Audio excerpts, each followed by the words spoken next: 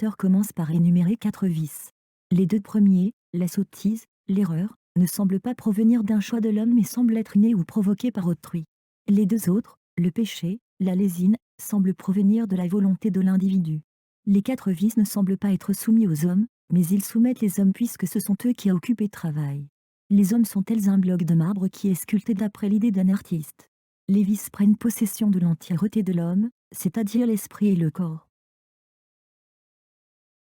Dès le 3e vers, l'homme apparaît, il semble actif puisque c'est lui qui alimente. Cependant dès le vers suivant, nous remarquons que l'homme n'a pas choisi cette activité puisque le remords est comparé à une vermine qui occupe l'individu qui n'en veut normalement pas.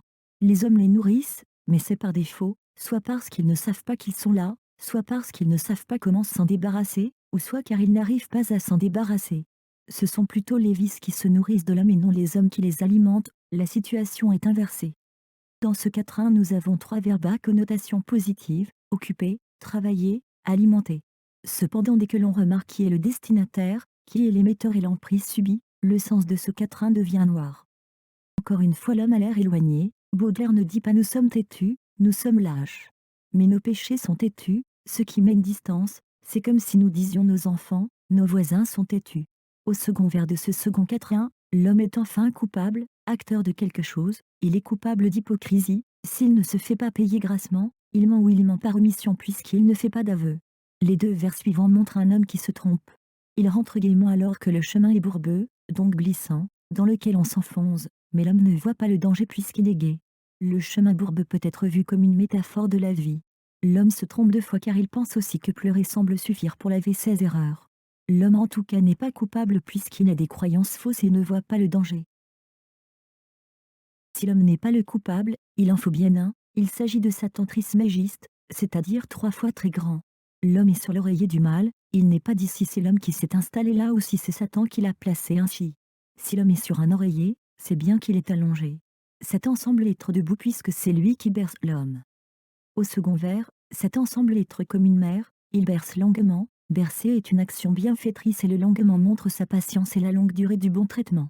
Jusqu'à longuement, on pourrait croire que Satan berce le corps des hommes, mais dans la suite, on remarque qu'il berce l'esprit. De plus cet esprit est enchanté qu'il faut comprendre dans le sens d'ensorceler. Après l'action de Satan, l'homme est dépossédé de sa volonté. L'homme avant de rencontrer Satan possédait donc une volonté. L'homme en lui, c'est inné, de bonne valeur. Satan est lui aussi montré comme faisant des actions positives, il berce, c'est un savant chimiste. Et cependant la rencontre des deux a un impact négatif sur l'homme. La volonté de l'homme est un riche métal, ce n'est pas du toc, elle semble difficile à enlever car elle est solide. L'homme a donc une volonté forte. C'est une figure forte. Pour contrer cette figure forte rien de tel qu'une autre figure forte, Satan est en effet qualifié de savant chimiste. Face à la grandeur de l'homme, Satan est plus grand, donc plus fort. Le métal part en vapeur, il n'est pas cassé en bout, il n'est pas devenu liquide. Il est vaporisé, il est tellement réduit en petits bouts, qu'il en devient presque invisible. L'homme a affaire à un ennemi bien trop fort pour lui. Le combat est perdu d'avance. Une nouvelle fois, le diable ou Satan est désigné comme le coupable. L'homme est encore une victime, il ne décide pas de ce qu'il fait, il est tel une marionnette que l'on guide et qui n'a plus son libre arbitre. Maintenant que la volonté a disparu, l'homme est comme un objet, une poupée pour le diable. Pire que d'être obligé de faire quelque chose contre sa volonté, l'homme est aveuglé. Il ne voit pas le mal tel qu'il est et il le trouve bien. Il confond les objets répugnants avec des appâts qui représentent des choses auxquelles on ne peut pas résister. L'homme ne se dirige pas dans le bon chemin, s'il descend de plus en plus vers l'enfer. À cause de cela, son sentiment de malaise devrait grandir, mais ce n'est pas cas puisqu'il le fait sans horreur. Il peut ne pas être au courant de là où il se dirige, mais cependant l'enfer a ses indices, il y a des ténèbres, mais il ne semble pas les remarquer, il ne voit donc pas la bonne chose. Il devrait au moins se référer à l'odeur, mais il semble ne rien sentir. De plus, la même action est répétée chaque jour. L'homme à cause de la durée devrait se rendre compte de l'erreur dans laquelle on l'enfonce, mais non, il ne fait jamais demi-tour ou il ne reste pas sur place. L'erreur a donc bien une conséquence sur le long terme. Baudelaire fait un parallèle entre un débauché et nous qui correspond à lui accompagné de on ne sait qui. Le débauché a plusieurs points négatifs. Tout d'abord c'est un débauché, ensuite il est pauvre. Le débauché est rarement pauvre, surtout qu'il profite des services d'une catin, qu'il devra payer. Il baise et mange, ce n'est pas baise puis mange, mais baise et mange, c'est-à-dire qu'il fait les 2 actions en même temps alors qu'elles ne semblent pas pouvoir se faire en même temps, Il baise et mange le sein martyrisé du nanti-catin. Le débauché ne prend même pas son plaisir là où il pourrait le prendre, sur quelque chose de neuf, d'inutilisé. Mais il le fait sur un sein qui a déjà servi à bien d'autres puisque la catin est antique et que le sein est martyrisé. Nous sommes comparés à ce débauché qui tire son plaisir de là où il ne devrait pas. Nous ne prenons pas ce qui nous est dû, puisque nous volons. Et qu'est-ce qu'on vole? On vole un plaisir clandestin, autrement un plaisir qu'il vaut mieux taire en raison de son illicéité. Et qu'en fait on de ce plaisir clandestin, on le presse comme une vieille orange. C'est à dire qu'on vide ce fruit de ce qu'il contient encore, même s'il ne doit plus y avoir grand-chose. On presse jusqu'à ce qu'il n'y reste plus rien. La vieille orange a un lien direct avec le sein de l'anticatin, le fait de presser a un lien avec le fait de baiser et manger et le débauché est lié avec nous. Pour une fois l'homme redevient coupable de ce qu'il fait. Dans cette strophe, l'homme redevient une victime. S'il fait des actions viciées, ce semble être de la faute aux démons qui ont pris possession du cerveau. Ces démons ne sont pas quelques solitaires, mais ils sont tout un peuple. Ils sont si nombreux, qu'ils en sont serrés. Ils sont comparés aux helminthes, qui sont des vers parasites. En tant que parasites, ils tirent leur essence de l'homme qui n'a rien demandé et les subit. Le corps de l'homme est infesté à plusieurs endroits, dans le cerveau, dans les poumons. L'ennemi n'est pas en face de lui, mais à l'intérieur, ce qui pourrait expliquer pourquoi il ne le voit pas et pense avoir son libre arbitre. L'ennemi est invisible. Si on ne peut pas le voir, on ne peut pas l'entendre non plus, ainsi quand la mort se plaint, on ne l'entend pas. Le simple fait de respirer, nous amène la mort. La mort comme nous-mêmes descend, comme nous-mêmes nous descendons dans l'enfer chaque jour. Les démons paraissent toujours en hauteur, ils sont dans le cerveau, alors que l'homme va vers le bas. Le mal est encore le dessus sur l'homme. Après les 4 vices du premier quatrain, nous avons 4 méfaits, le viol, le poison, le poignard, l'incendie.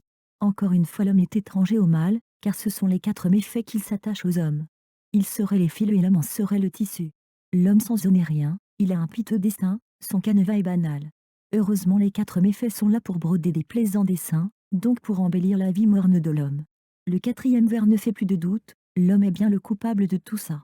Si notre vie est terne, c'est car on n'est pas encore passé par le viol, le poison, le poignard, l'incendie et tout ça car notre âme n'est pas assez hardie. C'est la lâcheté, donc un vice qui fait garder l'homme bon. Si l'homme n'a pas le vice de lâcheté, alors il commettra de nombreux vices. Quoi qu'il en soit, l'homme ne pourra jamais être pur quel que soit le chemin qu'il prend.